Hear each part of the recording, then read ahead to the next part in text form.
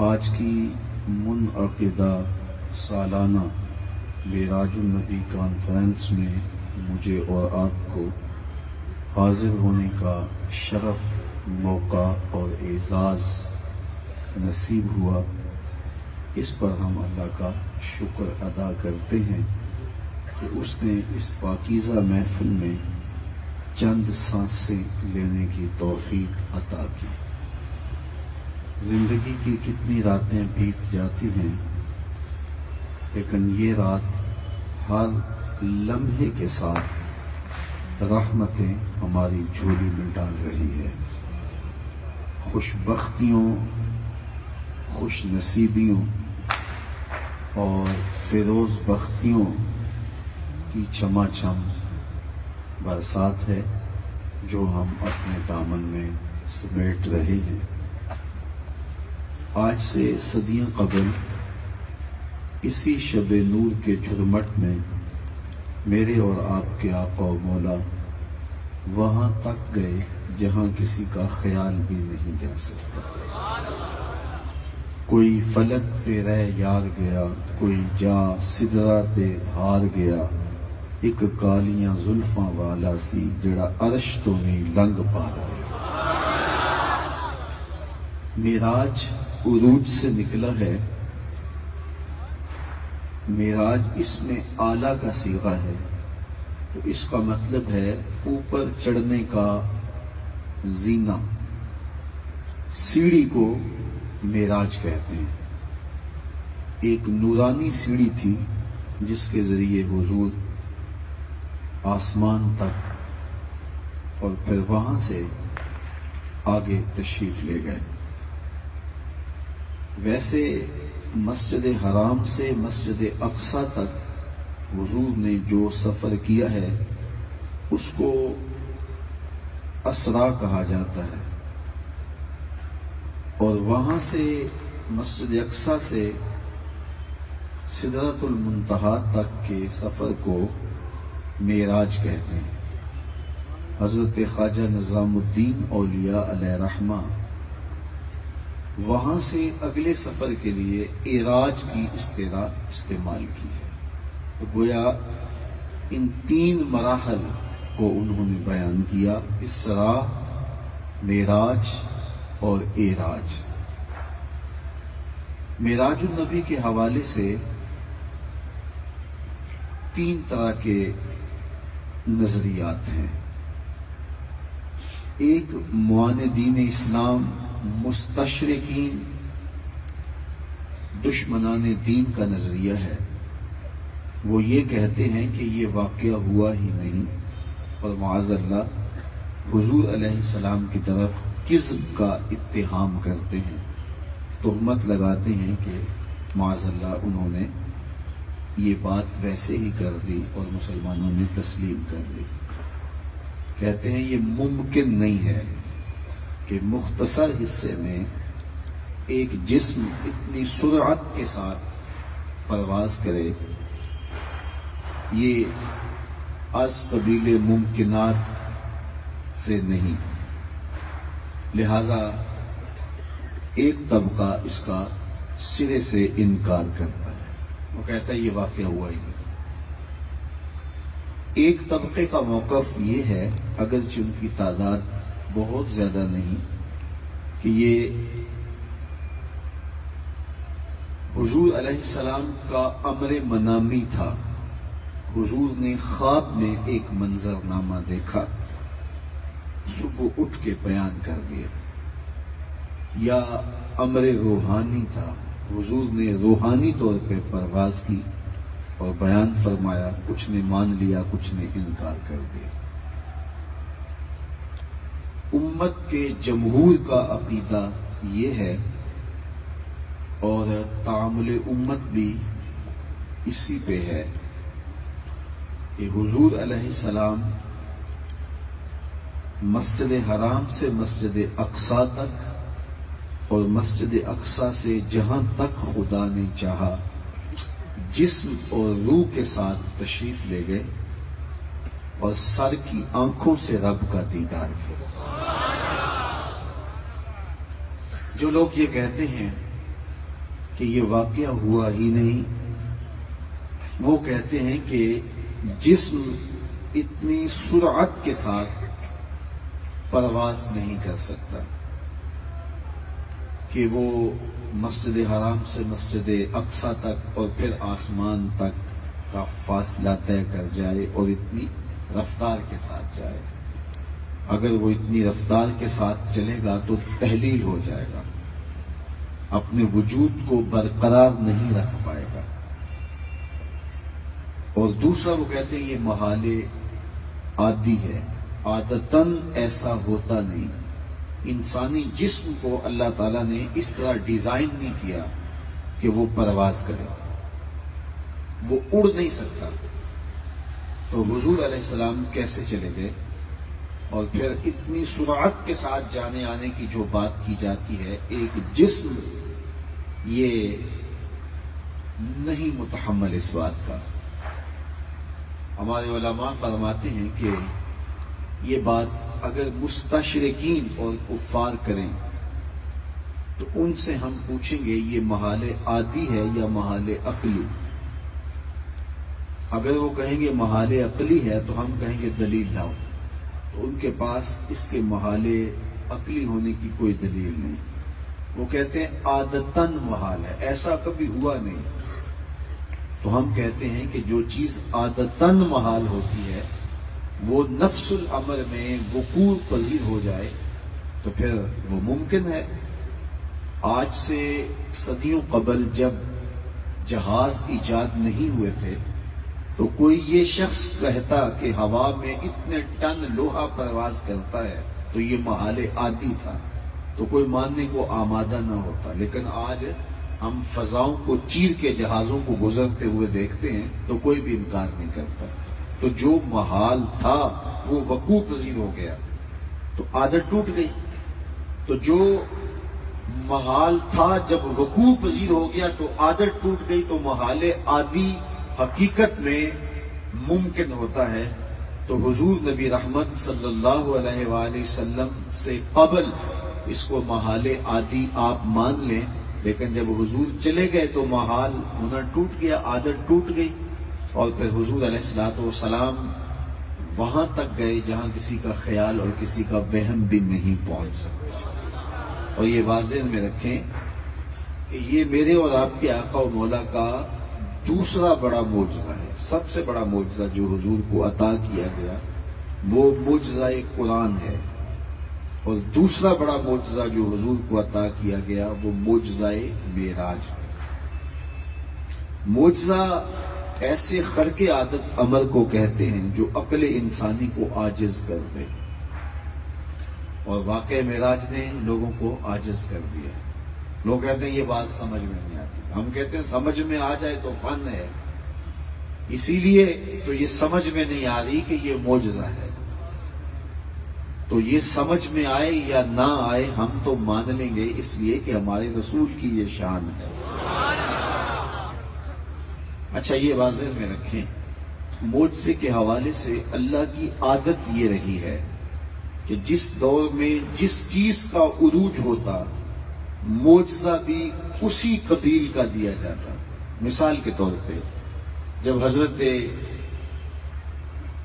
داؤد علیہ السلام تشریف لائے تو یہ لوہے کے فن کا زمانہ تھا. لوہے کو گرم کر کے نرم کر کے زرہیں بنائی جاتی، ظروف بنائے جاتے، آہن گری کا زمانہ تھا.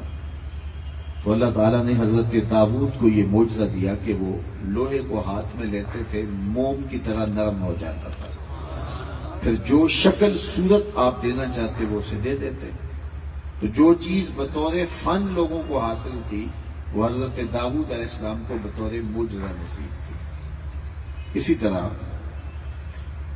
جب حضرت عیسیٰ، حضرت موسیٰ علیہ السلام، حضرت عیسیٰ علیہ السلام، حضرت یوسف علیہ السلام اور دیگر انبیاء تشریف لائے تو ان کی زندگی اور ان کے ادوار دیکھ لیجئے اور اس دور کے معجزات کو ملاحظہ کیجئے. مثال کے طور پہ جب حضرت موسیٰ علیہ السلام تشریف لائے ہیں تو یہ جادوگری کے فن کا زمانہ تھا. ایک سے بڑھ کر ایک جادوگر تھا. اور آپ سمجھتے ہیں، جانتے ہیں کہ فرعون جادوگروں کو ہی حضرت موسیٰ علیہ السلام کے مقابلے میں لے کے آیا تھا، جو رسیاں اٹھا لائے اور جب انہوں نے پھینکی تو لگتا تھا کہ سانپ ہیں اور رینگ رہے ہیں۔ تو حضرت موسیٰ علیہ السلام نے پھر اللہ کے حکم سے عصا ڈالا۔ تو جب جادوگری کا زمانہ تھا تو اللہ تعالیٰ جل شانہ نے حضرت موسیٰ کو جو معجزہ دیا وہ کرشماتی عصا تھا، جو کبھی چھوٹا ہو جاتا تھا، کبھی بڑا ہو جاتا تھا، کبھی پتے جھاڑتے، کبھی بکریاں ہانکتے، رات کو روشنی دیتا، ٹیک لگا کے آپ اس پہ استراحت بھی کر لیتے اور ضرورت پڑتی تو اژدہا بن جاتا، منو ٹنو رسیاں جادوگروں کی پھینکی ہوئی نگل لیتا، سمٹتا تو پھر عصا کا عصا، قد بھی نہیں بڑھتا، وزن بھی نہیں بڑھتا، حجم بھی نہیں بڑھتا۔ تو جب جادوگری کا عروج تھا تو معجزہ ایسا دیا گیا جو جادو کے فخر کو توڑ رہا ہے۔ مصر کے کوچہ و بازار میں جب حسن کے چراغ جل رہے تھے اور ایک سے بڑھ کر ایک حسین اپنی اداؤں سے اور اپنے عشوہ و ناز سے لوگوں کے دل کھینچ رہے تھے تو اللہ تعالیٰ نے اپنے نبی حضرت یوسف علیہ السلام کو معجزہ حسن دے کے مبعوث فرمایا، اور جب ان کا چراغ حسن جلا تو سارے دیے بجھ گئے، اور جنہیں ناز تھا اپنے حسن پہ وہ انگلیاں کاٹتے نظر آنے لگے۔ طب یونانی نے جب عروج پایا، حکیم جالینوس، حکیم افلاطون، حکیم بقراط، حکیم سقراط اور بڑے بڑے اطباء یونان نے طب میں ہر مرض کا علاج دریافت کر لیا، لیکن 3 امراض کا ان سے علاج نہیں ہو سکا۔ مادرزاد اندھے کی آنکھوں میں روشنی نہیں بھر سکتے تھے، کوڑی کے جسم کو شفا نہیں دے سکتے تھے، تیسرا ان کے پاس موت کا علاج نہ ہو سکا، باقی ہر مرض کا انہوں نے علاج دریافت کر لیا۔ جب طب کا جادو سر چڑھ کے بول رہا تھا تو حضرت عیسیٰ علیہ السلام ان 3 مرضوں کا علاج لے کے آئے۔ کوڑی کے جسم پہ ہاتھ پھیرتے شفا ہو جاتی، نابینا کی آنکھوں پہ انگلی رکھتے نور اتر آتا، مردے کو ٹھوکر مارتے وہ اٹھ کے باتیں کرنے لگ جاتے۔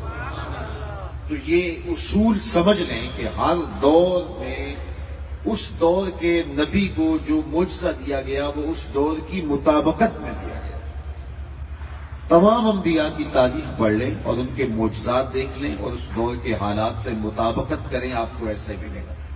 میرے اور آپ کے آقا و مولا جب تشریف لائے تو یہ زبان و بیان کا عروج تھا، گھر گھر شاعر ادیب پائے جاتے تھے، انہیں اپنی سخنوری پہ ناز تھا، تو اللہ تعالیٰ نے اپنے محبوب کو سب سے بڑا معجزہ قرآن عطا کیا، اور پھر انہیں کہا لاؤ اس کی مثل ایک صورت ہی لا کے دے، نہیں لا سکے۔ الاتقان فی علوم القرآن میں امام سیوطی نے لکھا ہے اگر قرآن کی مثل لایا جانا ممکن ہوتا تو بدر اور احد کی لڑائیاں نہ ہوتی۔ سیدھا سا کام تھا نا، قرآن کی مثل لے آتے، ایک صورت لے آتے، لیکن تیرے سامنے یوں ہیں دبے لچے فصحا عرب کے بڑے بڑے، کوئی جانے کے منہ میں زبان نہیں بلکہ جسم میں جان ہے، کسی کے اندر ہمت ہی نہیں ہے کہ وہ قرآن کی مثل لائے۔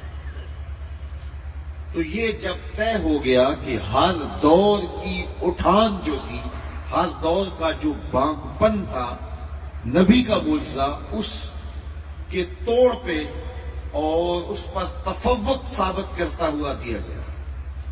میرے اور آپ کے آقا و مولا جب تشریف لائے، زبان و بیان کا عروج تھا تو قرآن دیا، لیکن حضور کا دور مختصر دور نہیں تھا، قیامت تک دور میرے حضور کا ہی ہے۔ اس لیے صرف ایک زبان و بیان میں عروج نہیں پانا تھا، قیامت تک مختلف ادوار میں مختلف چیزوں کا بانکپن ہونا تھا۔ لہذا اللہ نے اپنے محبوب علیہ الصلوۃ والسلام کو کئی معجزات دیے۔ پھر ہر دور کا اٹھان دیکھ لیجئے، ہر دور کی اٹھان دیکھ لیجئے اور حضور کے معجزات کی فہرست دیکھ لیجئے۔ ہر دور کے فخر کو حضور علیہ السلام کا کوئی نہ کوئی معجزہ توڑ رہا ہے۔ 1200 معجزات تو حضور کے اسناد کے ساتھ ہمارے تک پہنچے ہیں، لیکن اس کے علاوہ بھی حضور علیہ السلام کے بہت سارے معجزات ہیں۔ تو ہر دور کی اٹھان دیکھ لیجئے اور حضور کے معجزات کی فہرست دیکھ لیجئے۔ ہر دور کے فخر کو حضور کا کوئی نہ کوئی معجزہ توڑتا ہوا دکھائی دیتا ہے. یہ آج آپ کے پاس سہولت موجود ہے. یہ کوبرا ہیلی کاپٹر کے اندر یہ سسٹم لگا ہوا ہے کہ آپ فائر داغ چکے ہیں، میزائل داغ چکے ہیں، تو بعد میں پروگرام بن گیا ہے تو آپ بٹن دبائیں تو اس کا ہدف تبدیل کر سکتے ہیں. اس کو راستے میں توڑنا چاہیں تو توڑ سکتے ہیں. ہم تو یہ سنتے آئے ہیں کہ کمان سے نکلا ہوا تیر واپس نہیں ہوتا، لیکن اس دور میں کمانوں سے نکلے ہوئے تیروں کے رخ موڑے جا رہے ہیں. آئیے حضور کی دہلیز پہ چلتے ہیں. حضرت عبداللہ ابن عباس رضی اللہ تعالیٰ عنہ فرماتے ہیں ایک دیہاتی حضور کی خدمت میں حاضر ہوا. عرض کی حضور میں تو آپ کو اللہ کا رسول تب مانوں گا اگر یہ سامنے والی کھجور کا پکا ہوا پھل آپ کی نبوت کی گواہی دے. فرمایا پھر تم مان جاؤ گے؟ اس نے کہا انکار کی گنجائش ہی نہیں رہے گی. حضور علیہ السلام نے اشارہ کیا، وہ پھل ٹوٹا اور حضور کے قدموں میں آیا اور حضور کی رسالت کی گواہی دی. اس عرابی نے کہا کہ میں مان گیا اور کلمہ پڑھ کے حضور کا غلام بن گیا. اب وہ ٹوٹی ہوئی کھجوریں اس صحابی کی جھولی میں ڈال دی جاتی کہ جاؤ اپنے قبیلے والوں کو بانٹو اس خوشی میں کہ ایمان نصیب ہوا ہے، اور ان کو بتاؤ یہ کھجوریں معجزے سے توڑی گئی تھی. یا حضور صحابہ کو بانٹ دیتے، ساری زندگی فخر کرتے ہم نے معجزے سے توڑی ہوئی کھجوریں کھائی ہیں. لیکن حضور جانتے تھے کہ قرب قیامت میں میزائلوں کے رخ موڑے جائیں گے، کمانوں سے نکلے ہوئے تیر واپس ہوں گے. حضور اس کھجور کے گچھے سے مخاطب ہو کے فرمایا تجھے جس کام کے لیے بلایا تھا وہ کام تو ہو گیا، اب واپس جا کے شاخ سے جڑ بھی جا. صرف توڑنا نہیں جانتے، جوڑنا بھی جانتے. تو ہر دور کے فخر کا، ہر دور کے عروج اور باقپن کا جواب حضور کا کوئی نہ کوئی معجزہ بنتا ہے. تو دو دور حضور کے انتہائی اہم ہیں. جب حضور تشریف لائے دوسرا قرب قیامت کا دور. جب تشریف لائے تو زبان و بیان کا عروج تھا، قرآن دیا گیا. اور قرب قیامت میں سائنس نے عروج پانا تھا. اپالو یازدم کے ذریعے لوگوں نے چاند پہ جانے کی بات کرنی تھی، مریخ پہ سفر کی تیاریاں ہونی تھی، ایٹم کا کلیجہ شک ہونا تھا. انسان کی تسخیر کے اندر پوری کائنات کی ایک ایک چیز آنے والی تھی، پوری دنیا گلوبل ولیج بننی تھی. اللہ تعالیٰ نے اپنے محبوب کو دوسرا بڑا معجزہ معراج دیا کہ سائنسدان الٹی چھلانگیں بھی لگاتے رہیں، ان کا وہاں خیال بھی نہیں پہنچ سکتا جہاں میرے محمد کے قدم پہنچ. کوئی حد ہے ان کے عروج کی، بلغ العلاب کمال. اور میرے امام بولے بریلی سے آج بھی آواز آ رہی ہے، خیرت سے کہہ دو کہ سر جھکا لے، خیرت سے کہہ دو کہ سر جھکا لے، گما سے گزرے گزرنے والے، یا خود پڑے ہیں جہت کو لالے. کوئی کیا بتائے کدھر گئے تھے، سراغ عین و متا کہاں تھا، نشان کیف و الا کہاں تھا. نہ کوئی ساتھی نہ کوئی راہی، نہ سنگ منزل نہ مرحلے تھے. کمان امکان کے جھوٹے دکھ تو تم اول آخر کے پھیر میں ہو. محیط کی چال سے پوچھو کدھر سے آئے کدھر گئے تھے. کوئی حد ہے ان کے عروج کی، بلغ العلاب کمال. وہ رفعت میرے حضور کو ملی جو کسی کا گمان بھی نہیں ہو سکتا، جو کسی کے تخیل اور کسی کے تصور تک بھی نہیں پہنچ سکتا. اور اگر یہ بات کہی جائے کہ اتنی سرعت کے ساتھ حضور کیسے چلے گئے اور کیسے آ گئے، اس کا جواب امام راضی علیہ رحمہ نے بڑی خوبصورتی کے ساتھ دیا. اللہ ان کی قبر پہ کروڑوں رحمتوں کا نزول فرمائے. آپ نے ویسے بڑی دلیلیں دی ہیں، میں صرف ایک دلیل جو عام فہم ہے اور وہ آپ کو پہلے ہی ازبر ہے، صرف آپ کی توجہ دلانی ہے. آپ فرماتے ہیں کہ کہا جاتا ہے کہ اتنی سرعت کے ساتھ حضور کیسے گئے اور کیسے پلٹ آئے. کہا کہ حضور تو حضور ہیں. حضرت سلیمان علیہ السلام نے کہا مجھے تخت بلقیس چاہیے، تو ایک جن نے کہا حضرت میں حاضر کر دیتا ہوں. پوچھا کب تک پیش کرو گے؟ کہا مجلس برخاست ہونے سے قبل. صبح کا وقت تھا اور چاشت کے وقت کے بعد تک یہ مجلس باقی رہتی. گویا 3-4 گھنٹے کا وقت اس نے دیا.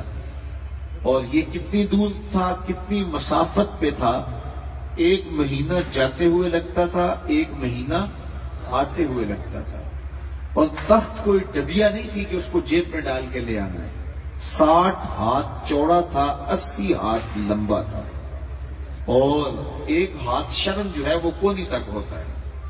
تو گویا وہ اتنا طویل تخت جو 60 ہاتھ چوڑا اور 80 ہاتھ لمبا اور کئی ہاتھ موٹا، لوہا، فولاد، سونا، چاندی اور دیگر قیمتی دھاتوں کا بنا اور قیمتی موتیوں سے مرصع تھا، اور 7 کوٹھڑیوں میں مکفل تھا، پہرے دار کھڑے تھے۔ اس کو وہاں سے لانا ہے، اور اس نے جن نے کہا کہ حضرت میں دوپہر تک لے آتا ہوں۔ بہت بڑی بات تھی نا، لیکن حضرت سلیمان نے کہا قرآن اٹھائیے، نہیں مجھے اس سے بھی پہلے چاہیے۔ شان ہے اللہ کے نبی، کہا مجھے اس سے بھی پہلے چاہیے۔ پھر کیا ہوا؟ قال الذی عنده علم من الکتاب، پھر وہ اٹھا جس کے سینے میں زبور کا علم تھا۔ آصف بن برخیہ نام تھا، آپ کا خالہ زاد بھائی تھا یا بانجا تھا، آپ کا امتی تھا، اسم اعظم کا عالم تھا۔ اس نے کھڑے ہو کے کہا انا آتی کا بہی، حضرت یہ خدمت میرے ذمہ لگائیں، یہ کام میں کرتا ہوں۔ کہا وہ تو دوپہر تک کا وقت دے رہا ہے، تم کتنی دیر میں لاؤ گے؟ 1 مہینہ جاتے ہوئے لگتا ہے، 1 مہینہ آتے ہوئے لگتا ہے، فوجیں کھڑی ہیں، پہرے دار کھڑے ہیں، تالے چڑھے ہیں، 7 کوٹھڑیوں میں ہے، 60 ہاتھ چوڑا ہے، 80 ہاتھ لمبا ہے، کئی ہاتھ موٹا ہے، قیمتی موتی لگے ہیں، احتیاط سے لانا ہے، بتاؤ کتنی دیر میں لاؤ گے؟ اس نے کہا نا آتی کا بے عزت میں لاتا ہوں۔ کہا کتنا وقت لو گے؟ تو سنو اس نے کیا کہا، قرآن بتاتا ہے، اس نے کہا انا آتی کا بہی قبل ان یرتد الیک طرف، آپ آنکھ بعد میں جھپکیں گے، تخت پہلے پڑا ہوگا۔ اور قرآن بتاتا ہے کہ حضرت سلیمان نے ابھی آنکھ نہیں جھپکی تھی، تخت سامنے پڑا تھا۔ اللہ اکبر۔ حضرت امام فخر الدین رازی علیہ رحمہ اس واقعہ کو بیان کرنے کے بعد لکھتے ہیں کہ حضرت سلیمان علیہ السلام کے مقتدی کی شان یہ ہے کہ وہ اتنی دور سے یہ تخت آنے واحد میں حاضر کر دیتا ہے، تو اس مقتدی کا امام حضرت سیدنا سلیمان خود مقتدی بن کے جس امام کے پیچھے کھڑا ہے، اس امام کی شان کا عالم کیا ہے، ان کی عزت کا عالم کیا ہے؟ یہ شان ہے خدمت گاروں کی، سرکار کا عالم کیا ہے؟ تو وہ اتنی جلدی تخت لا سکتا ہے، تو حضور جا اور آ نہیں سکتے ہیں، حضور کے لیے کوئی فاصلے نہیں ہے۔ آنے واحد کے اندر حضور علیہ الصلوۃ والسلام گئے بھی ہیں، حضور واپس آئے بھی ہیں۔ قرآن بتاتا ہے سبحان الذی اسریٰ بعبدہ، پاک ہے وہ ذات جس نے سیر کرائی اپنے بندہ خاص کو۔ اللہ اکبر۔ اب ذرا غور کیجئے، اللہ تعالیٰ جل شانہ نے اپنی پہلے پاکی بیان فرمائی اور پھر اس کا ذکر کیا، چونکہ واقعہ بہت عجیب تھا، عقلیں حیران ہونی تھی، اور لوگوں کے ذہنوں میں تردد بھی آنا تھا، انکار بھی آنا تھا۔ اس لیے اللہ تعالیٰ جل شانہ نے پہلے اپنی پاکیزگی بیان فرمائی اور لفظ سبحان سے اس کا آغاز کیا۔ حضرت صاحب بحر المحیط امام ابو حیان الاندلسی رحمت اللہ تعالی علیہ اس آیت کریمہ کے تحت لکھتے ہیں، جب حضور علیہ السلام تشریف لائے معراج سے واپس، تو سب سے پہلے حضور نے جو واقعہ بیان کیا وہ حضرت ام ہانی کو یہ کہانی سنائی، چونکہ ان کے گھر سے معراج کا آغاز ہوا تھا۔ تو انہوں نے کہا کہ آپ اس واقعہ کو لوگوں کے سامنے نہ رکھیں، چونکہ لوگ اس کا انکار کریں گے۔ تو حضور نے فرمایا میں تو اس واقعہ کو بیان کروں گا۔ تو آقا کریم علیہ السلام نے اس واقعہ کو بیان کیا۔ جب بیان کیا تو پھر لوگوں نے انکار کرنا شروع کیا، تو لوگوں کے انکار کے بعد یہ آیت کریمہ نازل ہوئی سبحان الذی اسریٰ بعبدہ۔ تو گویا اللہ تعالیٰ جل شانہ نے لوگوں کے انکار پر سبحان اللہ کہا۔ اور میاں انکار کرتے ہو، رب کی قدرتوں کا انکار کرتے ہو، یہ تو مصطفیٰ کریم کا دعویٰ ہی نہیں کہ میں گیا ہوں، یہ تو میرا دعویٰ ہے کہ میں لے گیا ہوں۔ تو جو دعویٰ کر رہا ہے وہ ہر کمی سے، کجی سے، نقص اور کمزوری سے پاک ہے۔ سبحان کا معنی خود حضور نے فرمایا تنزیہ اللہ من کل سوء، کہ اللہ تعالیٰ کی ہر کمی کجی سے پاکیزگی بیان کرنا سبحان ہے. یہ حضرت طلحہ رضی اللہ تعالیٰ عنہ کی مرویات سے ہے. تو اللہ تعالیٰ جل شانہ کے لیے کوئی مشکل نہیں کہ وہ اپنے محبوب کو آنے واحد میں مسجد حرام سے مسجد اقصیٰ تک اور مسجد اقصیٰ سے جہاں تک چاہے سیر کروائے. تو اس نے اپنی پاکیزگی پہلے بیان فرمائی سبحان الذی اسریٰ بعبدہ. اور دوسرا چونکہ جو تردد رکھنے والے تھے فلسفی تھے انہوں نے یہ کہنا تھا یہ کیسے ممکن ہے, تو اللہ تعالیٰ نے سبحان کہہ کے ان کے سارے اعتراضات کا جواب دے دیا کہ یہ رب ہے اور وہ طاقتور اور غالب اور قادر ہے اور اس کے لیے کوئی مشکل نہیں ہے کہ وہ آنے واحد کے اندر یہ سب کچھ کروائے. ایک پنجابی شاعر ہوا ہے ابن, اس نے اپنے انداز کے اندر جو ہے وہ اس حقیقت کو خوبصورت پیرائے میں نبھایا ہے. سی بے راج راز محبتاں دا نہیں سی کسے دی سمجھ وچ آن والا, سدیا طالب تے گیا مطلوب ہوتے جبرائیل سی سد لے جان والا. بازے آخ دے بن دروازیاں تو کہ وہ پہنچیا عرش تے جان والا. ابر عقل نو ایتھے دخل کیے جانے جان والا یار. وہ کہہ رہا ہے میں نے اپنے محبوب کو سیر کروا. اچھا پھر لطف کی بات یہ ہے حضور اتنی سرعت کے ساتھ گئے اور واپس بھی پلٹ آئے کہ زنجیر بھی ہل رہی تھی, بستر بھی گرم تھا, بھی پانی بھی بہ رہا تھا اور حضور تشریف بھی لے آئے. اور اتنی سرعت کے ساتھ حضور کا جانا اور حضور کا پلٹ کے آنا, اس کو میرے رب نے سیر کہا ہے, سفر نہیں کہا ہے. اور سفر اور سیر کے فرق کو آپ اچھی طرح سمجھتے ہیں. میں اب گجرانوالہ کینٹ سے گفتگو کرنے کے بعد یہاں پہنچا ہوں تو میرے پاس صرف 25 سے 30 منٹ تھے اور بائی پاس راستے کے اندر بلاک بھی ہے. تو یہ ہمیں پتا ہے کہ ہم کتنی تیزی سے آئے ہیں, راستے میں ہمیں کون ملا, راستے میں کیا منظر تھا, ہمیں پتہ ہی نہیں ہے کیونکہ ہماری توجہ منزل کی طرف لگی تھی کہ لوگ منتظر بیٹھے ہیں اور یہاں سے ہم نے نکلنا ہے اور ڈسکا کے لیے پہنچنا ہے. تو پھر راستے میں کیا کیا مناظر ہوں گے ہمیں غرض نہیں ہوگی, اس لیے کہ ہمارا ہدف منزل ہے. تو جو سفر کیا جاتا ہے اس میں راستے کے مناظر نہیں دیکھے جاتے. معراج سفر نہیں تھا, معراج مصطفیٰ کی سیر تھی. اور سیر آپ جانتے ہیں کہ تمہل کے ساتھ کی جاتی ہے, راستے کے ہر منظر کو روک کے دیکھا جاتا ہے.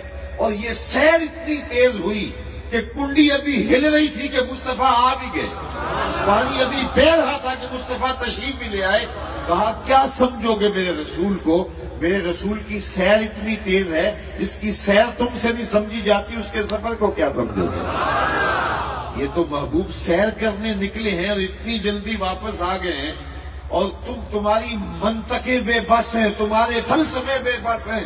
تم کہتے ہو یہ کیسے ممکن ہوا, یہ قرہ ارضی کیسے عبور کر گئے, یہ قرہ زمہریر کیسے پار کر گئے, یہ قرہ نار سے عبور کیسے کیا, آکسیجن سلنڈر کے بغیر خلا سے کیسے پار کیا, یہ کس طرح آسمان کا خرق و التیام, یہ ماجرا کیا ہوا, کیسے چلے گئے. ایک جسم بسیط ہے وہ کس طرح پھٹا, کس طرح اس کے اندر ٹوٹ پیدا ہوئی. تم کہتے ہو کس طرح ایک جسم جو ہے وہ اتنی سرعت کے ساتھ رفتار کر گیا, یہ جسم کے لیے ممکن نہیں ہے. تمہیں اب تک سمجھ نہیں آتی, یہ ابھی میرے نبی کی سیر ہے جس کی سیر تمہاری سمجھ سے باہر ہے. جب وہ سفر کرتا آئے گا پھر تمہاری سمجھ میں کیا ہے. اور جب امتی دکھ میں مبتلا ہو اور غلام آقا کو پکارے پھر نبی سیر کرتا نہیں آتا, پھر نبی سفر کرتا آتا ہے. تو جس کی سیر سمجھ میں نہیں آتی اس کے سفر کو کون سمجھ پائے. وَسُبْحَانَ الَّذِي أَسْرَىٰ بِعَبْدِهِ, جس نے سیر کروائی اپنے بندہ خاص کو. یہاں لفظ جو بیان فرمایا وہ عبد ہے. علماء نے اس کے اوپر بہت کچھ لکھا ہے.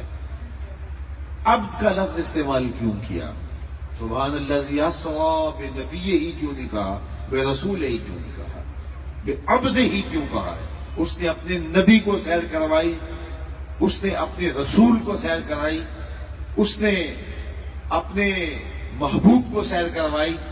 یہ کیوں کہا کہ اس نے سیر کروائی اپنے عبد کو, اپنے بندے کو سیر کروائی. تو عبد کا لفظ استعمال کیوں کیا. تو یہ اس پر علماء نے بہت کچھ لکھا. ایک بات یہ کہ حضور رب کے حضور حاضر ہو رہے تھے تو حضور شان عبدیت سے جا رہے تھے. کئی حیثیتیں ہوتی ہیں نا ہر شخص کی. میری بھی ایک حیثیت ہے کہ میں باپ ہوں, میری ایک حیثیت ہے میں بھائی ہوں, میری ایک حیثیت ہے کہ میں بیٹا ہوں. مختلف حیثیتیں ہیں. کسی کا استاد لگتا ہوں, کسی کے ساتھ میرا روحانی تعلق انتساب ہے. تو یہ مختلف میری حیثیتیں ہیں.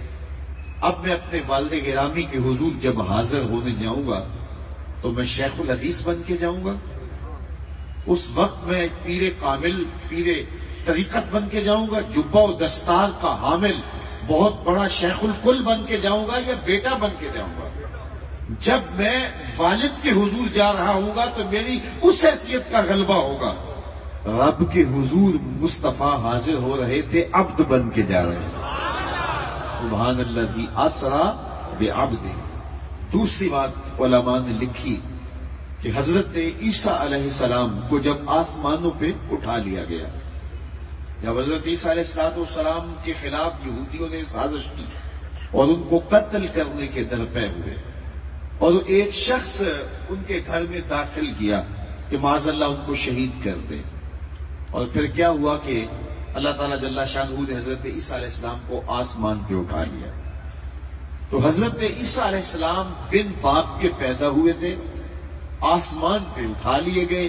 ان کا صعود الی السماء اور بن باپ کے ان کا پیدا ہونا عیسائیوں کو حیرت میں ڈال گیا, اور انہوں نے کہا کہ جو بن باپ کے پیدا ہوا ہے اور آسمان پہ اٹھا لیا گیا ہے وہ عبد نہیں ہو سکتا, وہ معبود ہو سکتا ہے.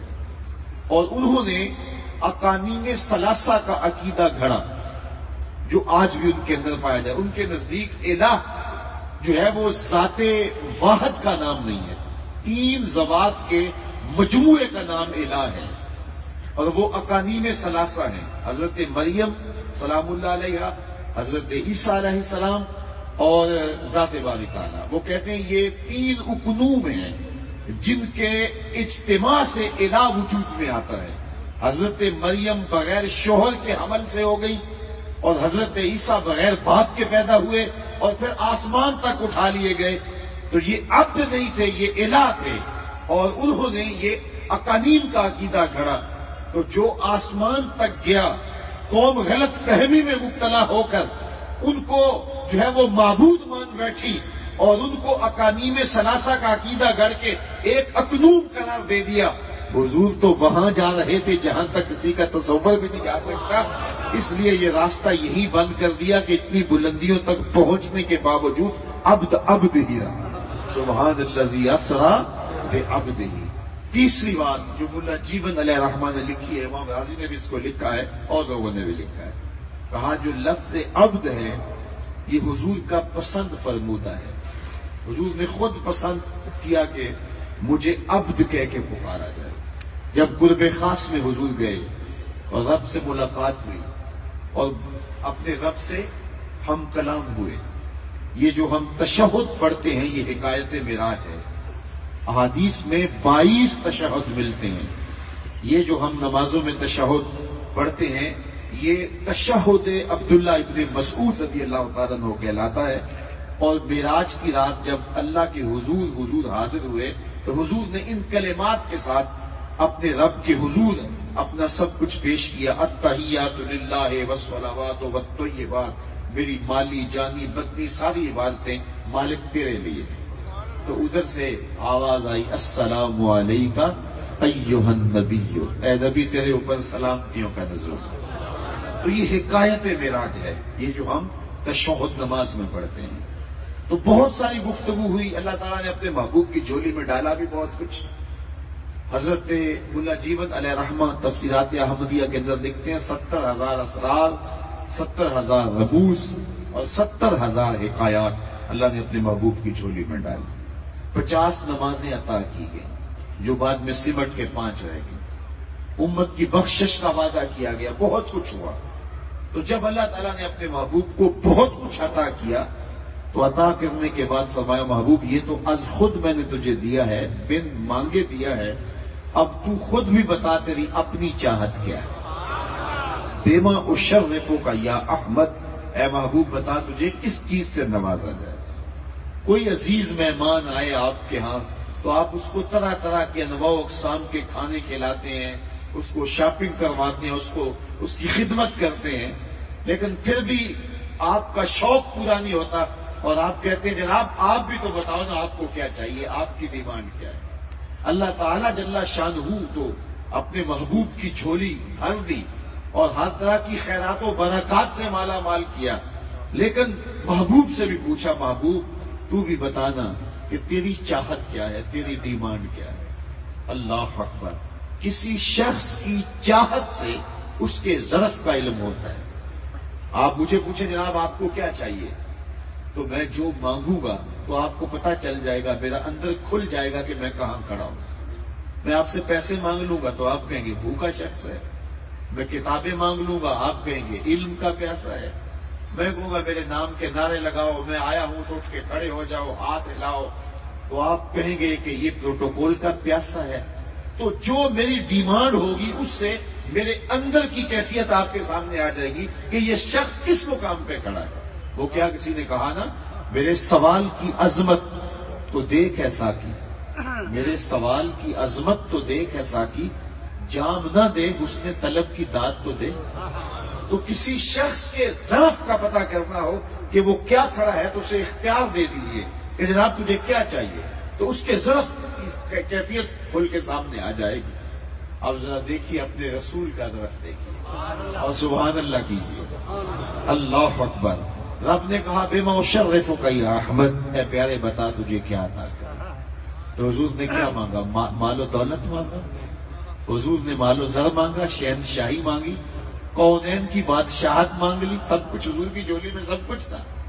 تو کہا کہ بما اشرفک یا احمد، اے پیارے بتا تجھے کس چیز سے نوازا جائے۔ تو حضور نے رب کی بارگاہ میں پھر اس قرب خاص میں عرض کی بنسبتی الیک شرفنی بالعبودیہ، مالک ساری زندگی میں کہتا رہا کہ تو میرا رب ہے۔ طائف کے بازاروں میں بھی کہا، مکے کی گلیوں میں بھی کہا، سین حرم میں بھی کہا، عکاس کے میلے میں بھی کہا، ذی المجاز کی منڈی میں بھی کہا، برستے پتھروں میں بھی کہا، بچھے ہوئے کانٹوں پہ چل کے بھی کہا کہ تو میرا رب ہے۔ آج تو بھی تو کہہ دے کہ تو میرا بندہ ہے، تو مجھے عبد کہہ کے پکار۔ اقبال بولا بتائے بے بہا ہے درد و سوزے آرزو مندی، مقام بندگی دے کر نہ لوں شان خدا بندی۔ تو عبدیت حضور نے مانگی کہ مالک مجھے عبد کہہ کے پکار۔ تو پھر جب بھی اللہ تعالیٰ نے حکایت معراج کی تو عبد سے تعبیر کا کیا، سبحان الذی اسریٰ بعبدہ۔ وہاں سورہ نجم میں چلے جائیں، فَأَوْحَىٰ إِلَىٰ عَبْدِهِ مَا أَوْحَىٰ، پھر اس نے اپنے بندے کی طرف وحی کی جو بھی کی۔ تو عبد کے ساتھ تعبیر کیا، یہ محبوب علیہ السلام کا پسند فرض ہوتا ہے۔ اچھا پھر چوتھی بات کہ یہاں عبد سے کوئی یہ دھوکہ نہ کھا جائے کہ کوئی عام عبد ہے، یہاں عبد سے مراد عبد معزون ہے، عبد خاص ہے۔ عبد کی تین قسمیں ہوتی ہیں، عبد رقیق، عبد عابق اور عبد معزون۔ عبد رقیق کیا ہے؟ بھاگا ہوا غلام، غلام میرا ہے لیکن بھاگ گیا ہوا ہے، وہ میرا ہونے کے باوجود میری دسترس میں نہیں ہے لیکن شرعاً وہ میرا ہے، تو یہ ہے بھاگا ہوا غلام، اس کو کہتے ہیں عربی میں عبد عابق، بھاگا ہوا غلام۔ دوسرا عبد رقیق کہ میرا غلام ہے، میرے پاس ہے، خدمت بھی میری کرتا ہے، کام چل رہا ہے۔ تیسرا ہوتا ہے عبد معزون، ہوتا عبد ہے، غلام ہے، لیکن مالک کی خدمت کر کے مالک کو اتنا راضی کر دیتا ہے کہ مالک گھر کی چابیاں اسے دے دیتا ہے کہ اب تو جو چاہے کرے، یہ مہر بھی تیرے پاس لے، سب کچھ تیرے پاس ہے، جو چاہے تو کرے، میں تمہیں عزت دیتا ہوں، تو نے اتنا اعتبار قائم کر لیا۔ علماء فرماتے ہیں سارے کافر اللہ کے عبد عابق ہیں اس کے بندے لیکن بھاگے ہوئے اس کی دہلیز سے، اور باقی سارے مومن اللہ کے عبد رقیق ہیں، اور مصطفیٰ کریم عبد معزون ہے کہ ساری چابیاں مصطفیٰ کے ہاتھ میں دیتی۔ عبد سے مراد عام عبد نہ سمجھا جائے، یہاں عبد معزون ہے۔ اور اقبال نے اس حقیقت کو اپنے پیرائے میں یوں بیان کیا، عبد دیگر عبد ہو چیزیں دیگر، ما سراپا انتظارو منتظر. اقبال کہتا ہے عبد اور ہوتا ہے، عبد ہو اور ہوتا ہے. عبد وہ ہوتا ہے جو جوڑے اتار کے کوہ طور پہ خود جا کے کہے رب ارنی انظر الی، جواب ملے لن ترانی، تم نہیں دیکھ سکتے. اور عبد وہ ہوتا ہے جو چادر اوڑھ کے ام ہانی کے گھر سویا ہو، جبریل حاضر ہو کے کہے محبوب آ بھی جا، تیرا رب انتظار کر. تبارک اللہ شان تیری تجھی کو زیبا ہے بے نیازی. اعلی حضرت کا یہاں انداز دیکھیں، تبارک اللہ شان تیری تجھی کو زیبا ہے بے نیازی، کہیں پہ جوش لن ترانی، کہیں تقاضے وصال کے. ایک خود عرض کرتا ہے مالک میں تجھے دیکھنا چاہتا ہوں، رب ارنی انظر الی، مالک میں تیرا جمال دیکھنا چاہتا ہوں. تقاضا رویت کیا، جواب کیا ملا؟ لن ترانی، اے موسیٰ تم مجھے نہیں دیکھ سکتے. یہ نہیں کہا کہ میں دیکھا نہیں جا سکتا، اللہ کا دیدار فی نفس ہی ممکن ہے، لیکن اس روئے زمین میں، اس دنیا میں، اس جہان میں حضور کے علاوہ کسی اور کو نصیب نہیں ہوا. لیکن ممکن ہے، اس امکان کی وجہ سے کہا لن ترانی، تم نہیں دیکھ سکتے، مطلب کوئی اور دیکھ سکتا ہے. اور اگر کوئی بھی نہ دیکھ سکتا ہوتا تو یہ کہا جاتا مجھے دیکھا ہی نہیں جا سکتا، بات ختم ہو جاتی. کہا تم نہیں دیکھ سکتے. تو حضرت موسیٰ علیہ السلام نے کہا مالک میں تو پھر دیکھنا چاہتا ہوں. علماء نے کہا جب یہ کہہ دیا گیا تم نہیں دیکھ سکتے تو پھر یہ کیوں کہہ رہے تھے میں دیکھنا چاہتا ہوں؟ بار بار تقاضا کیوں کرتے تھے؟ کہا رب کا کلام سنا تھا تو دل میں طلب تھی، جس کے کلام میں اتنا لطف ہے اس کے دیدار کا مزہ کیا ہوگا. تو کہا مالک میری تو طلب ہے کہ میں تجھے دیکھوں، میری تو تڑپ ہے کہ میں تجھے دیکھوں. اللہ اکبر، میں تجھے دیکھنا چاہتا ہوں. جواب ملا لن ترانی، تم نہیں دیکھ سکتے. کہا مالک میری چاہت ہے. کہا اچھا پھر اس پہاڑ کو دیکھو، انظر الی الجبل، اس پہاڑ کو دیکھو، اگر یہ اپنی جگہ پہ کھڑا رہا تو تم مجھے دیکھ لو. تو حضرت موسیٰ علیہ السلام نے پہاڑ جبل طور پہ نظر جمائی تو اللہ تعالیٰ نے اپنی تجلی صفاتی کا پرتو، اور وہ بھی سوئی کے نکے کے کروڑویں حصے کے برابر، اس پہاڑ پہ ذاتی تجلی بھی، صفاتی تجلی، اور صفاتی تجلی بھی نہیں، اس کا عکس، اس کا ظل، اس کا سایہ اس پہاڑ پہ ڈالا، اور پہاڑ برداشت نہ کر سکا، طور جلنے لگا، اس کے جلووں کی تاب نہ لا سکا. اور حضرت موسیٰ اس منظر کو دیکھ کر کے وہ بھی تاب نہ لا سکے. خر موسیٰ سائے کا قرآن بتاتا ہے حضرت موسیٰ پر بے ہوشی کی سی کیفیت پیدا ہو گئی اور زمین پر تشریف فرما ہو گئی. جب اٹھے تو عرض کرنے لگے مالک میں تیری بارگاہ میں رجوع کرتا ہوں، میں نے تقاضا ہی کیوں کیا. اللہ اکبر. اب میں آپ کی اس جملے پہ توجہ چاہوں گا. حضرت موسیٰ علیہ السلام نے اللہ کو دیکھنے کا تقاضا کیا اور اللہ تعالیٰ نے کہا کہ اس پہاڑ کو دیکھو، اگر یہ اپنی جگہ پہ ٹھہرا رہا تو تم مجھے دیکھ لو گے. اور پہاڑ اپنی جگہ پہ ٹھہر نہ سکا، لیکن پہاڑ پہ اللہ کی صفاتی تجلی کا پرتو پڑتے ہوئے ایک لمحے کے لیے تو دیکھا، گو تاب نہ لا سکے. لیکن امام برہان الدین حلبی فرماتے ہیں کہ اس واقعہ کے بعد حضرت موسیٰ علیہ السلام کی نظر اتنی تیز ہو گئی تھی کہ کالی رات کے اندھیرے میں کالے پتھر پر کالے رنگ کی چیونٹی کو 9 فراسخ دور سے، ایک فرسخ 3 میل کا ہوتا ہے، 27 میل دور سے، 50 کلومیٹر دور سے کالے رنگ کی چیونٹی کو کالے پتھر پر کالی رات شب دیجور کی ظلمت میں چلتا ہوا دیکھتے بھی تھے اور اس کے قدموں کی آواز کو سنتے بھی تھے. یہ اس کی نظر کا کمال ہے اور اس کی سماعت کا کمال ہے، جس نے رب کا کلام سنا اور اس کی تجلی صفاتی کا پرتو پہاڑ پہ پڑتے ہوئے دیکھا اور تاب نہ لا سکا. یہ اس کی نظر کا کمال ہے. اور جو 18 سال کی مدت کے برابر ذاتی تجلیوں میں گم رہا، اور قرآن کہتا ہے ما زاغ البصر وما طغى، آنکھ بھی نہیں جھپکی، اس محمد عربی کی نگاہوں کا عالم کیا، ان کی نظروں کا عالم کیا. اسی لیے میرے حضور نے فرمایا، صحیح بخاری کی روایت ہے، انی ارا ما لا ترون واسمع ما لا تسمعون، جو میں دیکھتا ہوں وہ تم نہیں دیکھتے اور جو میں سنتا ہوں وہ تم نہیں سنتے۔ یہ بڑی نادانی ہوتی ہے کہ اپنے حواس کو انبیاء کے حواس پہ قیاس کیا جائے یا انبیاء علیہ السلام کے حواس پر اپنے حواس کو قیاس کر لیا جائے۔ اللہ نے ان کے ہر عضو کو معجزہ بنایا ہوتا ہے اور ان کو وہ طاقت عطا کی ہوتی ہے۔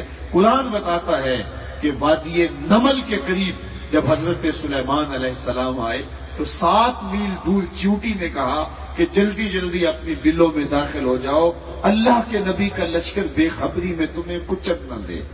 تو حضرت سلیمان نے جب اس بات کو سنا فَتَبَسَّمَ ضَاحِكًا مِّن قَوْلِهَا، تو اس کو سن کے مسکرانے لگے۔ اب چیونٹی کے منہ میں زبان ہی نہیں ہوتی تو اس نے بات کیسے کر دی؟ تو حضرات ماہرین طیوریات لکھتے ہیں کہ چیونٹی کے منہ کے قریب باریک سے 2 ریشے ہوتے ہیں، مہین سے 2 بال ہوتے ہیں۔ جب وہ بات کرنا چاہتی ہے تو ان بالوں کو قریب کر کے آپس میں رگڑتی ہے، اس رگڑ سے جو آواز نکلتی ہے اس سے وہ اپنی ہم جولی کو کوئی میسج دے رہی ہوتی ہے۔ اللہ کے نبی کی شان یہ ہے کہ چیونٹی کے باریک بالوں کے رگڑنے سے جو آواز پیدا ہو 7 میل دور سے وہ آواز سن بھی لیتا ہے، اس سے جو مفہوم نکلتا ہو وہ سمجھ بھی لیتا ہے۔ اور یہ اس نبی کی شان ہے جو مقتدی بن کے مسجد اقصی میں تیرے نبی کے پیچھے کھڑا تھا۔ جب مقتدی کی شان یہ ہے تو مقتدا کی شان کا شان ہے خدمت گاروں کی سرکار کا عالم۔ انی ارا ما لا ترون واسمع ما لا تسمعون، تو میں دیکھتا ہوں وہ تم نہیں دیکھتے اور جو میں سنتا ہوں وہ تم نہیں سنتے۔ میرے والد گرامی رحمت اللہ تعالی علیہ فرمایا کرتے تھے کہ میاں بیوی گھر میں جب الجھ پڑتے ہیں نا، شکرنجی ہو جاتی ہے، تو بعض اوقات بیوی شوہر کو کوسنے دیتی ہے کہ جب سے تیرے گھر آئی ہوں تو میری تو زندگی کا قرار لٹ گیا ہے، کیا آسودہ زندگی تھی ماں باپ کے گھر میں، اب یہاں تو میں مصیبت کو پکڑی گئی ہوں۔ تو جب وہ اس کو تانے دیتی ہے تو وہ بیچارہ پریشان ہوتا ہے۔ تو جنت میں اس مرد صالح کی بننے والی بیوی ہود اس منظر کو دیکھتی ہے۔ ترمذی شریف کے اندر حدیث ہے اور امام ترمذی حدیث لکھنے کے بعد عادت ہے اس کا درجہ بھی لکھتے ہیں، تو فرماتے ہیں ھذا حدیث حسن صحیح، یہ حدیث حسن بھی ہے اور صحیح بھی ہے۔ اور حدیث کیا ہے کہ جب میاں بیوی گھر میں الجھے، آپس میں شکرنجی ہو گئی، شوہر کو تانا دیا، جنت سے وہ بیوی مومن صالح کی حور دیکھتی ہے اور آواز دیتی ہے اور ساتھ کہتی کہ قاتلک اللہ، تیری خرابی ہو، تو اسے تنگ کرتی ہے، یہ تو چند دن تیرے پاس ہے، میرا شوہر ہے۔ یہ کون کہہ رہی ہے؟ حور۔ کہاں سے کہہ رہی ہے؟ جنت سے۔ جنت کہاں ہے؟ سدرا کے پاس، 7 آسمانوں سے اوپر۔ یہاں سے پہلے آسمان تک 500 سال تک گھوڑا دوڑتا رہے تو پہلے آسمان تک پہنچے، اتنی موٹائی، پھر 2 آسمانوں کے درمیان اتنا ہی فاصلہ، اس طرح 7 آسمان، پھر جنت، جنت میں حور، اور وہ وہاں سے دیکھتی بھی ہے، سنتی بھی ہے اور جواب بھی دیتی ہے۔ تو میرے بزرگ فرمایا کرتے تھے حور کون ہے؟ میرے نبی کے غلام کی بننے والی بیوی۔ جب میرے نبی کے غلام کی بننے والی بیوی کی سماعتوں اور بصارتوں کا عالم یہ ہے کہ وہ جنت سے دیکھتی ہے، یارو مدینہ تو دور ہی نہیں ہے۔ انی ارا ما لا ترون واسمع ما لا تسمعون، جو میں دیکھتا ہوں وہ تم نہیں دیکھتے اور جو میں سنتا ہوں وہ تم نہیں سنتے۔ اللہ اکبر۔ حضور علیہ السلام تشریف فرما ہے، حضرت عبداللہ ابن عباس رضی اللہ تعالیٰ عنہ کی مرویات سے نماز استسقاء حضور نے پڑھائی۔ بارش نہ ہو رہی ہو تو جو دعا مانگی جائے اور نماز پڑھی جائے اس کو صلاۃ الاستسقاء کہتے ہیں۔ نماز پڑھاتے پڑھاتے حضور نے ہاتھ آگے بڑھا لیا، پھر حضور علیہ السلام نے ہاتھ پیچھے کھینچ لیا، تو صحابہ نے سلام پھرنے کے بعد عرض کی یا رسول اللہ، ہمارے ماں باپ آپ پہ قربان ہو، ہم نے یہ ایک نیا کام دیکھا ہے کہ آپ نے نماز پڑھاتے پڑھاتے ہاتھ آگے کیا تھا، پھر ہاتھ آپ نے پیچھے کھینچ لیا، بخاری کی روایت ہے۔ تو حضور نے ارشاد فرمایا جنت میں کھجوروں کا ایک خوشہ لٹک رہا تھا. توجہ ہے نا؟ میں پورا سال مختلف موضوعات پہ گفتگو کرتا ہوں اور آپ سے جو ہے وہ بہت سارے اخلاقی امور پہ بات کرتا ہوں. حقوق والدین پہ بھی بات چلتی رہتی ہے، فکر آخرت پہ بھی بات چلتی رہتی ہے اور مختلف موضوعات پہ. لیکن آج میرے اور آپ کے آقا و مولا دولہا بنے تھے، تو میرے دل میں ہے کہ آج میں زیادہ حضور علیہ السلام کی عظمت کی بات کروں. وہ وقت سمٹ گیا ہے اور مجھے جو ہے وقت کی زنجیریں کھینچ رہی ہیں کہ اس بات کو سمیٹ دو، لیکن یہ بات سمٹتی نہیں ہے اور ہر راہ پہنچتی ہے تیری چاہ کے در پہ، ہر حرف تمنا تیرے قدموں کی صدا. اللہ اکبر. تو بات کر رہا تھا کہ صحیح حدیث میں ہے، بخاری کی روایت ہے. تو صحابہ نے عرض کی یا رسول اللہ نماز پڑھاتے پڑھاتے آپ نے ہاتھ آگے بڑھایا پھر کھینچ لیا، بات سمجھ میں نہیں آئی. فرمایا کہ میں نماز پڑھا رہا تھا، جنت میں کھجوروں کا خوشہ لٹک رہا تھا اور میں تمہارے لیے اسے توڑنے لگا تھا اور پھر میں نے نہیں توڑا، اور اگر میں توڑ لیتا تم قیامت تک کھاتے رہتے، ختم نہ ہوتا. حضور کھڑے کہاں ہیں؟ مدینہ شریف میں. اور ہاتھ کہاں ڈالا؟ جنت میں. اور جنت کہاں ہے؟ 7 آسمانوں کے اوپر. اور یہ بات بھی بتاؤں کہ جنت کے جو درخت ہیں وہ بھی 500 سال کی اونچائی پہ. حضور کھڑے ہیں مدینے میں اور ہاتھ کہاں تک پہنچا؟ کھجور کی شاخ کے ساتھ لٹکتے ہوئے خوشے تک.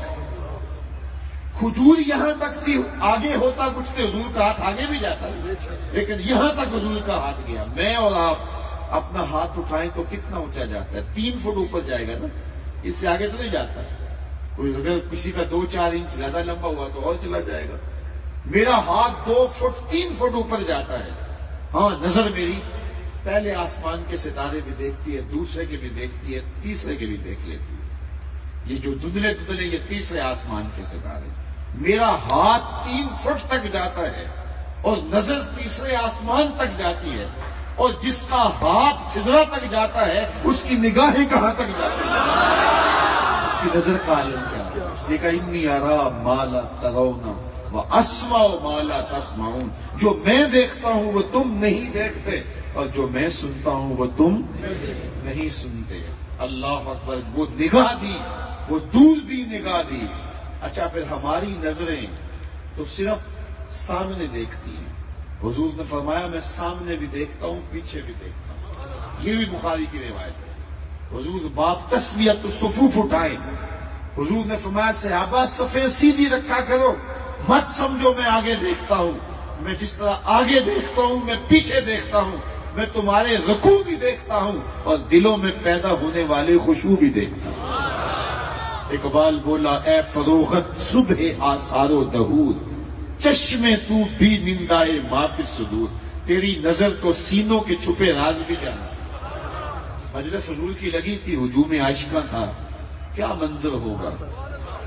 یہ معراج کی شب ہے نا اور ٹھنڈی رات ہو گئی اور ایسے ہے جس کا نور ہی نور ہے. کیا ہجوم محبت ہے، کیا ہجوم عاشقاں ہے. یہ میرے پاؤں میں زنجیریں نہ ہوں تو میں بولتا چلا جاؤں اور آپ سنتے چلے جائیں. یہ تو اس کی بات ہے جس کی بات پہ بات ہی ختم ہو جاتی ہے. لیکن مجھے جلدی بھی ہے.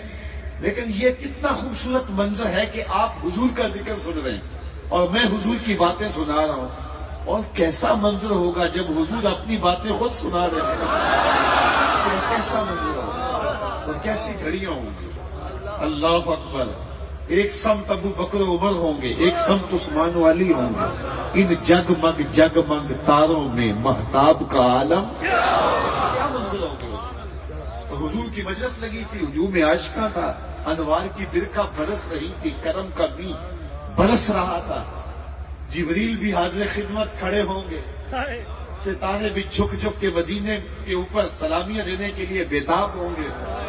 حضور تشریف فرما تھے کہ وابصہ بن معبد ایک صحابی پیچھے آ کے بیٹھ گئے. حضور نے فرمایا ادنو یا وابصہ، وابصہ نیڑے آ جاؤ. اتنے مجمع کے اندر میں اگر کسی شخص کو بلا لوں جناب آپ آگے آ جائیں تو وہ شخص بھولا نہیں سمائے گا نا کہ مجھے جناب نے آگے بلا لیا. تو اتنے مجمع میں حالانکہ میری کیا حیثیت ہے، لیکن میں اگر بلا لوں کسی کو کہ جناب آگے آ جاؤ، تو وہ خوشی سے آگے آئے گا کہ مجھے انہوں نے بلایا ہے جس کو میرے رسول نے بلایا. کیونکہ رسول اپنی مرضی سے نہیں بلاتا، رب کی مرضی سے بلاتا. تو پھر کیا کیفیت ہوئی ہوگی واپس پہ.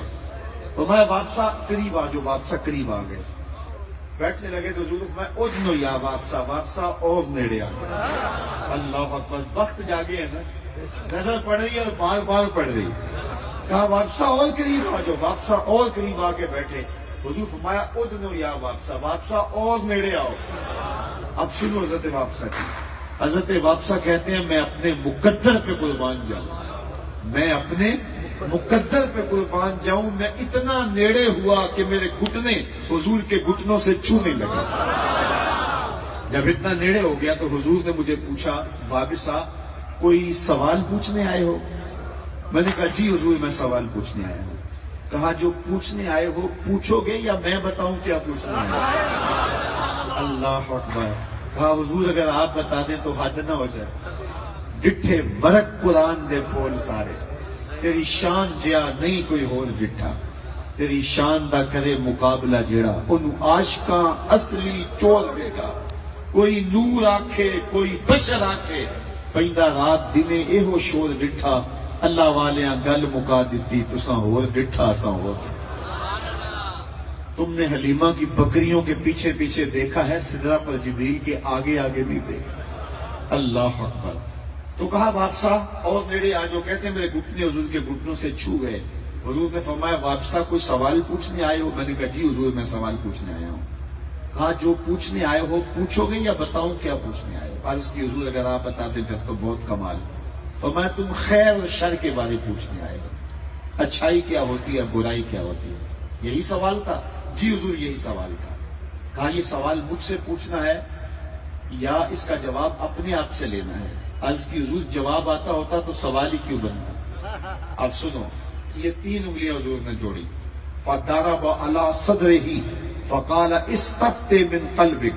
حضور نے 3 انگلیاں جوڑ کے اس کے سینے والے دل والی جگہ پہ رکھی اور کہا یہ اندر ہی مفتی بیٹھا ہے، اسے ہی پوچھ لے، یہی بتا دے گا خیر کیا ہے، یہی بتا دے گا شر کیا ہے. تو یہاں تو حضور کی نگاہ دوربین دلوں کے راز بھی دیکھتی ہے.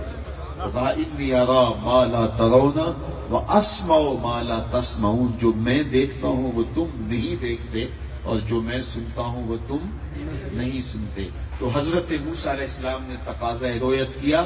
جواب آیا کہ اے موسیٰ تم نہیں دیکھ سکتے. اللہ اکبر. اچھا یہاں ایک اور بات اور پھر میری گفتگو اختتام کو پہنچ جائے گی.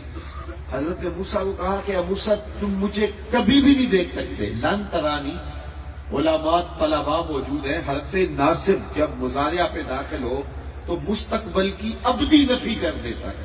تو لن ترانی کا مطلب یہ نہیں ہے کہ تم مجھے نہیں دیکھ سکتے. لن ترانی کا مطلب ہے تم مجھے کبھی بھی نہیں دیکھ سکتے. تو حضرت موسیٰ کیا قیامت کے دن نہیں دیکھیں گے؟ وہ تو عام لوگ بھی دیکھیں گے، گناہگار بھی دیکھیں گے. جو مومنین ہوں گے وہ اللہ کا دیدار کریں گے، چہرے اس دن دیدار الہی سے تر و تازہ ہوں گے. تو حضرت موسیٰ تو پھر نبی ہیں. عقیدہ یہ ہے کہ قیامت کے دن بہت لوگ دیکھیں گے، تمام اہل ایمان دیکھیں گے. اور یہاں لن ترانی میں مستقبل کی ابدی نفی ہے کہ اے موسیٰ تم مجھے کبھی بھی نہیں دیکھ سکتے. تو پھر اس کا جواب کیا ہوگا؟ تو اس کا جواب حضور کا دامن تھام کے یہ دوں گا کہ یہاں ایک عبادت مقدر ماننا پڑے گی. اور جس طرح ہم مختلف مقامات پہ مانتے ہیں، بسم اللہ شریف سے پہلے ہم اشراؤ مقدر مانتے ہیں، اور وہ عبادت یہ ماننا پڑے گی لن ترانی یا موسیٰ حتی یرانی محمد. اے موسیٰ تم اتنی دیر تک مجھے کبھی بھی نہیں دیکھ سکتے جب تک محمد عربی نہیں دیکھ لیتے. گویا میرے جلوہ حسن کا افتتاح نگاہ مصطفیٰ کرے گی. پہلے وہ دیکھیں گے پھر کوئی اور دیکھے گا. ترانی یا موسیٰ تبارک اللہ شان تیری تجھی کو زیبا ہے بے نیازی. کہیں پہ جوش لن ترانی کہیں تقاضے وصال کے تھے، کہیں تقاضے وصال کے تھے. خیرت سے کہہ دو کہ سر جھکا لے، گما سے گزرے گزرنے والے یا خود پڑے ہیں جہت کو لالے، کوئی کیا بتائے کدھر گئے تھے، سراغ عین و متا کہاں تھا، نشان کیف و قنا کہاں تھا، نہ کوئی ساتھی نہ کوئی راہی، نہ سنگ منزل نہ مرحلے تھے۔ لیلا من المسجد الحرام الى المسجد الاقصى الذي باركنا حوله لنريه من آیاتنا انه هو السمیع البصیر۔